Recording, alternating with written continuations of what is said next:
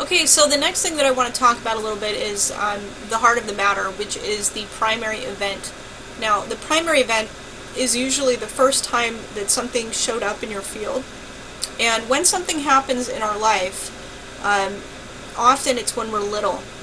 We don't really have the ability to comprehend what's happening. We don't necessarily make good connections or understanding related to something.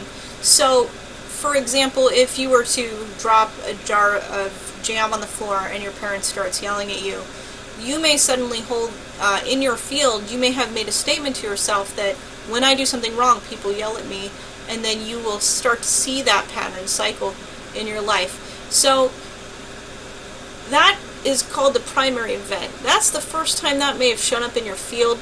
Usually it's when you're really little. Sometimes it's really hard to identify because we're little, in which case what we would do is we would do that right brain, left brain mapping, or make those statements surrounding this particular thing. So if you can identify the time it happened, so even if you get to, let's say you were to muscle test, and I'll go over muscle testing, this issue first showed up between the ages of 0 and 5, and then, this issue with being yelled at by people first showed up with in my life between the ages of 0 and 5. Say yes. Is this issue first showed up at the age of 1?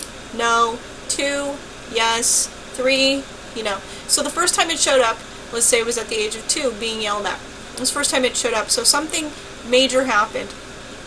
There was a primary event that occurred for me at the age of 2 with being yelled at, for example. So basically it's the main trigger. And from there, that becomes charged. And once that emotion that goes with that primary event, so let's say it was fear, it gets charged. And the minute it's charged, it becomes magnetic. And so what will happen is other things will start to show up in your life until you address that with greater understanding and moving through it in a heart-coherent way. So it will continue to reproduce to achieve your further understanding. And so basically from there, it starts to become magnetic, and it will then attract these continuous sequence of events reproducing itself in your life.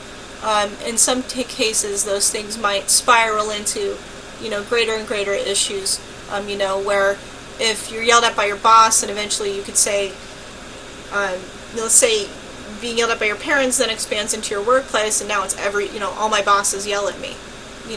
So it's morphed slightly, but in the end, it really boils down to that thing that happened where you dropped that jam when you were little on the floor, and your parents are yelling at you because you made a mistake, and now everybody's making a mistake, and now you hold this other belief that now your bosses always believe that you make mistakes, or you always make mistakes at work. It's it just kind of spins out, but really, it's just that one thing became charged, and now it's created this whole big glob of problems. And some people go to therapy and sit down and therapists, and this thing's driving me crazy, and this thing's driving me crazy, and this thing's driving me, and this thing's driving me crazy.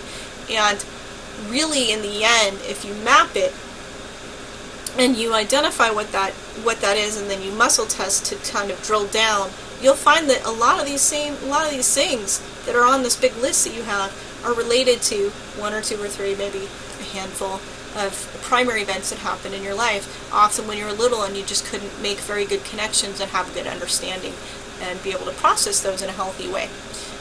In cases of our society, a lot of times we tell people, we kind of hold back from people dealing with dealing with emotions. Nobody wants you to share your drama, right? So we don't handle emotions very well. We don't always teach children how to deal with their emotions in a healthy way. So these are things that we will be finding a lot of the time. We'll be going back to childhood, and finding those primary events is actually the challenge.